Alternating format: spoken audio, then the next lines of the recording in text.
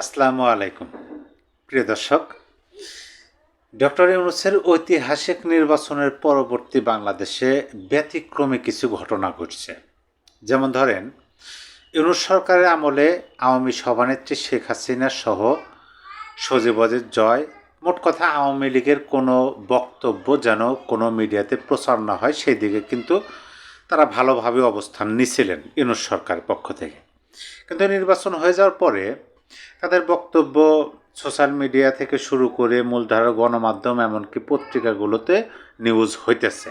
দেখেন, আজকের এই ভিডিওতে আমি আপনাদের সামনে যে বিষয়টা উপস্থাপন করতে যাচ্ছি সেটা হলো আওয়ামী সভানেত্রী পুত্র সজীবদের জয়। দেখেন, নির্বাচনের পরবর্তী ৩-৪ দিনে তিনি বেশ কয়েকটা আন্তর্জাতিক সংবাদ মাধ্যমে সাক্ষাৎকার দিয়েছেন। বিবিসিতে যে সাক্ষাৎকার তিনি দিয়েছেন সেই সাক্ষাৎকারে জাতীয় পার্টি বিষয়ে তিনি একটা মন্তব্য করছেন, রীতিমতো তিনি বিস্ময় প্রকাশ করছেন। আমি যদি শিরোনামটা আপনাদেরকে বলে দিই, চাইলে আপনারা সেই সাক্ষাৎকারটি পড়ে নিতে পারেন। জাতীয় পার্টি কোনো আসন পায়নি, এটা অবিশ্বাস্য, বিবিসিকে সজীবদের জয়, এটাই হলো তাদের শিরোনাম। এখানে জাতীয় পার্টি বিষয়ে সজীবদের জয় যে কথাগুলো বলছেন, আমি সেই কথাগুলো আপনাদেরকে একটু জানানোর চেষ্টা করি। দেখেন, বিবিসির নিউজ আওয়ার অনুষ্ঠানে দেওয়া এক সাক্ষাৎকারে শেখ হাসিনার ছেলে সজীবদের জয় ত্রয়োদশ জাতীয় সংসদ নির্বাচনে জাতীয় পার্টির কোনো আসন না পাওয়া এবং জামাতের ফলাফল নিয়ে প্রশ্ন তুলেছেন। তিনি তো এই নির্বাচন নিয়ে বারবার বিভিন্ন বিষয়ে প্রশ্ন তুলতেছেন, কিন্তু যেইটা নতুন হয়েছে সংযোগ সেটা হলো জাতীয় পার্টির বিষয়। তিনি বলেছেন, বৃহত্তম ও পুরনো একটি দলকে নির্বাচনে নিষিদ্ধ করা হয়েছে, মানে বাংলাদেশ আওয়ামী লীগের কথা বলা হয়েছে।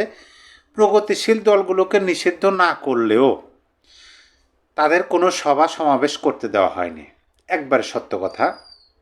তাদের অনেক নেতাকে কারাগারে রাখা হয়েছে। তৃতীয় বৃহত্তম রাজনৈতিক দল কোনো আসন পায়নি, এটা অবিশ্বাস্য। তৃতীয় বৃহত্তম রাজনৈতিক দল কোনটা? বাংলাদেশে প্রধান দুইটা রাজনৈতিক দল যদি ধরেন তাহলে আওয়ামী লীগ, বিএনপি। বৃহত্তম এবং প্রাচীনতম একটা রাজনৈতিক দল আওয়ামী লীগ, তাকে নিষিদ্ধ করা হয়েছে, এখানে তিনি স্পষ্ট ভাষায় বলছেন। এবং প্রগতিশীল যে রাজনৈতিক দলগুলো আছে, অর্থাৎ আওয়ামী লীগের সাথে যে রাজনৈতিক দলগুলো, তাদের অনেককে নিষিদ্ধ করেন নাই, কিন্তু তাদের যে রাজনৈতিক বা সাংগঠনিক সভা সমাবেশ কার্যকলাপ সেগুলো কিন্তু করতে দেওয়া হয়নি। তাহলে তৃতীয় হলো আওয়ামী লীগ, বিএনপি যদি প্রথম দুইটার মধ্যে থাকে, তৃতীয় হলো জাতীয় পার্টি। সেই জাতীয় পার্টি ইউনূস সরকারের ঐতিহাসিক কালজয়ী বিশ্বসেরা শ্রেষ্ঠ নির্বাচনে কোনো আসনই পায়নি। এটা কি আপনার কাছে বিশ্বাসযোগ্য মনে হয়? হ্যাঁ, আমি সভানেত্রী পুত্রতে তিনি বলে দিয়েছেন যে এটা অবিশ্বাস্য। আমি আপনাকে প্রশ্ন করতেছি, এটাকে আপনার কাছে বিশ্বাসযোগ্য মনে হয় নাকি আপনার কাছে অবিশ্বাস্য মনে হয় যে জাতীয় পার্টির মধ্যে একটা রাজনৈতিক দল, যে রাজনৈতিক দল বাংলাদেশের ইতিহাসে সবসময় তৃতীয় অবস্থানে থাকেন, তৃতীয় পর্যায়ে থাকেন, তাইলে একটা আসনও পেল না? এটা কোনো কথা? এমন কি হয়ে গেল যে একটা আসনও পাবে না? আমি আজকে দেখলাম সকালবেলা, আমি যে মুহূর্তটায় ভিডিও করতেছি, আজকে হচ্ছে ফেব্রুয়ারির 12 তারিখ। আজকে সকালবেলা একটা ভিডিও দেখলাম, নিউজ দেখলাম, রংপুরের মানুষ তো বিক্ষোভ করতেছে, রাস্তা অবরোধ করে নিয়ে বসে আছে, যেখানে ইঞ্জিনিয়ারিং হয়েছে। তাহলে কি সজীবদের জয়ের কথাটা কিন্তু যথার্থ আছে আমার কাছে মনে হইতেছে। অবশ্যই আপনার মতামতটা কমেন্ট বক্সে লিখে জানাতেই পারেন। তিনি আরও বলছেন, নির্বাচনে জামাতে ইসলামী জোটের ফল নিয়েও প্রশ্ন তুলেছেন। তিনি বলেছেন, জামাত যেখানে সাধারণত 5 থেকে 10টার বেশি আসন জেতে না, সেখানে তারা প্রায় 80টির আসন পেয়েছেন। সুতরাং এটা প্রতিযোগিতাপূর্ণ নির্বাচন ছিল না। মানে ফলাফলটাই কেমন? বাংলাদেশের তৃতীয়তম রাজনৈতিক দল একটা আসনও পেল না, যে রাজনৈতিক দল সর্বোচ্চ 5 থেকে 10টা আসন পায়, তিনি বেশি বলছেন আমার মনে হয়, 5 থেকে 10টি আসন পায়, সেই রাজনৈতিক দল 80টি আসন পেল, 76টি আসন পেল কেন? তাহলে কি এই নির্বাচনকে আপনি প্রতিযোগিতাপূর্ণ বলতে পারেন? হ্যাঁ, এটা অনেকেই বলতে পারে যে যেহেতু বাংলাদেশের বৃহত্তম একটা রাজনৈতিক দল নির্বাচনে নাই, বাংলাদেশ আওয়ামী লীগ, সেহেতু এরকম ফলাফল। ঠিক আছে, আওয়ামী লীগ নাই, জামাত ইসলাম বেশি আসন পাইছে, বিএনপিও বেশি আসন পাইছে, ঠিক আছে, মেনে নিলাম। জাতীয় পার্টি কোনো আসন পেল না কেন? জাতীয় পার্টিরও তো একটা নিজস্ব ভোট ব্যাংক আছে, তাদের তো নিজস্ব কিছু আসন আছে, যে আসনগুলোতে আর যাই হোক জাতীয় পার্টি নির্বাচিত হবে, কিন্তু কেন হলো না? তারপরে তিনি বলছেন আওয়ামী লীগকে রাজনীতিতে ফিরিয়ে আনতে তিনি বিএনপির সাথে কথা বলতে রাজি কিনা এমন প্রশ্নের জবাবে বলেন, আমার আমার আমরা সবার সাথে কথা বলতে প্রস্তুত আছি। আওয়ামী লীগ ও বিএনপি হলো যুক্তরাজ্যে টেরি ও লেবার পার্টির মতো, যেখানে দুই দল ছাড়া রাজনীতি কল্পনা করাও যায় না। এইটা তিনি কিন্তু একটা মানে মেন জায়গায় হিট করছেন। তিনি যুক্তরাজ্যের কথা বলছেন। যুক্তরাজ্যের দুইটা প্রধান রাজনৈতিক দল আছে, সেটার একটা নাম হলো টরি আর একটা নাম হলো লেবার পার্টি।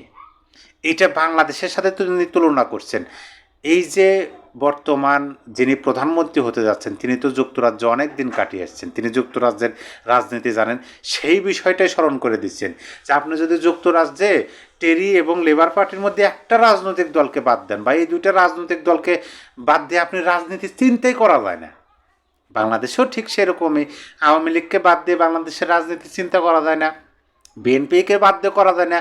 যেমন ধরেন বিগত সময়ে বিএনপিকে তো আর বাধা দেওয়া হয় না, কিন্তু বিএনপি নির্বাচনে আসে নাই, তারপরেও কিন্তু নির্বাচন প্রশ্নবিদ্ধ থেকেছে, নির্বাচন কিন্তু সর্ব জায়গায় গ্রহণযোগ্যতা পায় নাই।